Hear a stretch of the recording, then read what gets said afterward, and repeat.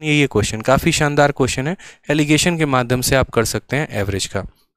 आ जाइए सवाल में देखिए 17 नंबर सवाल में क्या बोला गया है, average weight of all the student in a class, किसी कक्षा में सभी बच्चों का औसत 55 है। ठीक, ratio of average weight of boys to that of girls, लड़कों और लड़कियों का जो औसत है वो 5:4 है। कहा गया है 40% of the student are boys and rest are girls, then what is the average weight of इतना।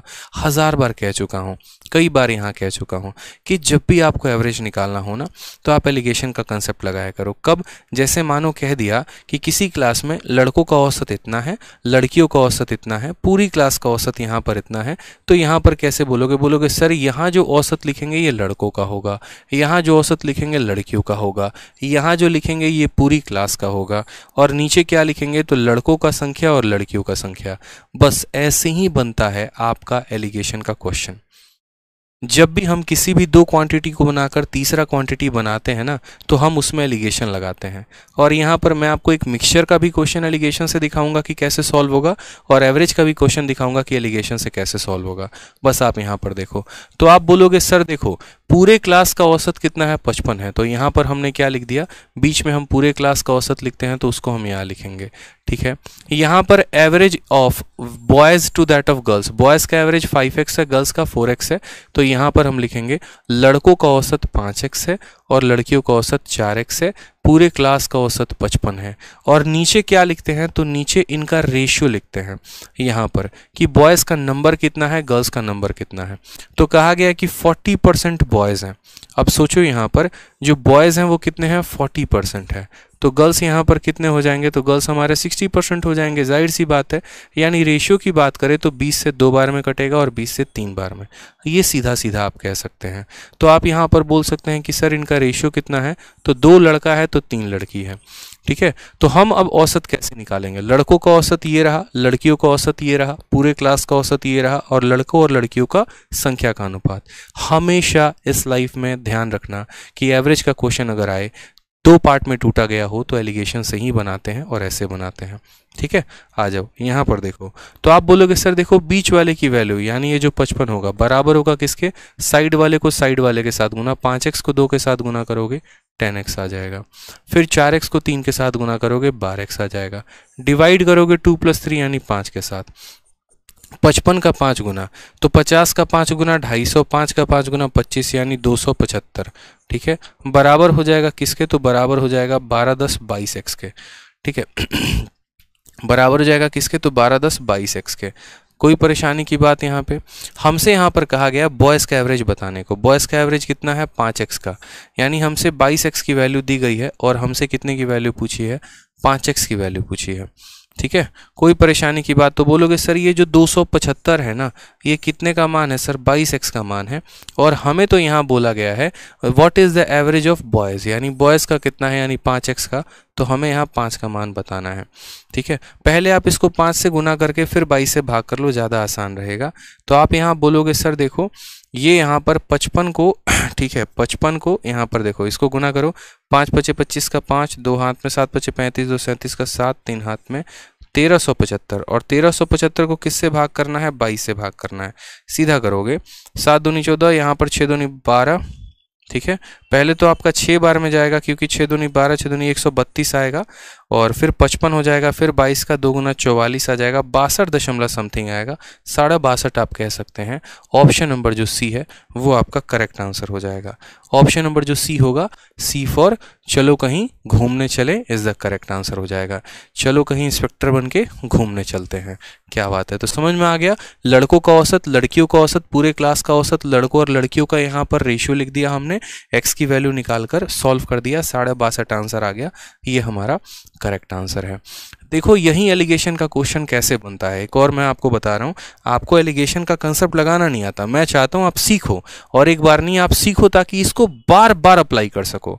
ठीक है, तभी आपका फ़ायदा है, नहीं तो यहाँ पर आपका कोई भी फ़ायदा नहीं है।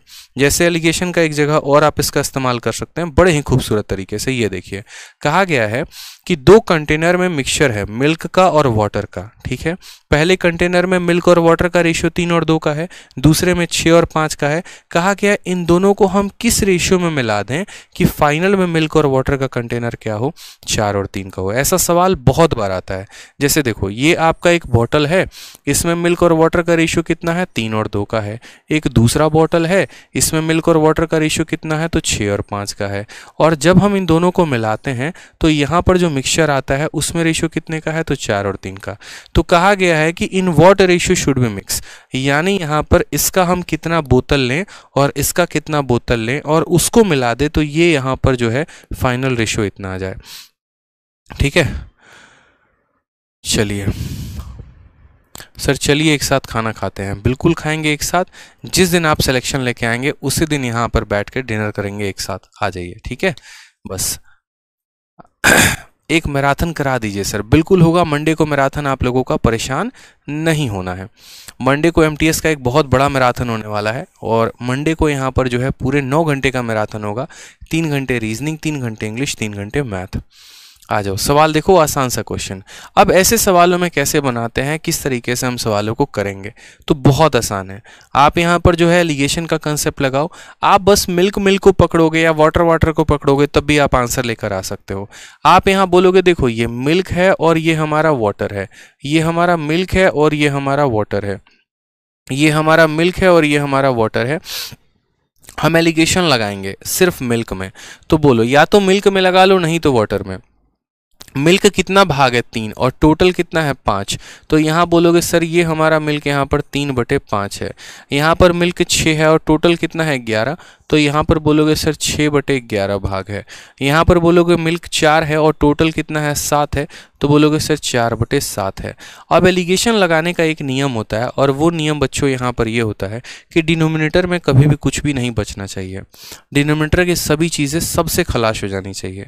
यानी आप बोलोगे यहाँ 5 है, 7 है, 11 है, तो हर संख्या में 5 और 7 और 11 का गुना कर दो। यानी इसको भी 5, 7 और 11 से गुना करो, इसके भी यहाँ पर 5, 7 और 11 से गुना करो, और यहाँ पर इसमें भी 5, 7 और 11 से गुना करो।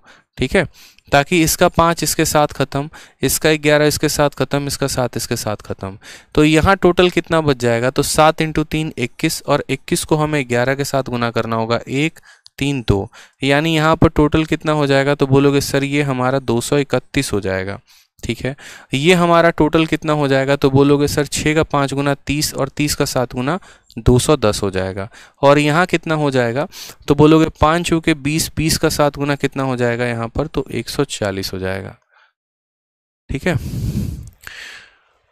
मिल्क एंड वाटर 3/5 हमने लिख दिया और 6/11 भी लिख दिया। 2 कंटेंट भी शो, मिल्क एंड वाटर 4/7 हो जाएगा।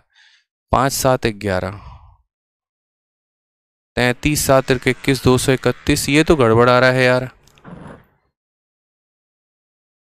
एक मिनट, यहाँ पर जो है ना 6 × 25 30 और 30 का 7 गुना 210 यहाँ हो जाएगा। फाइनल मिक्सचर की गड़बड़ी है। एक मिनट, यहाँ पर मैंने काटा ही गलत है ना। 7 से 7 को काटेंगे, 11 को रहने देंगे।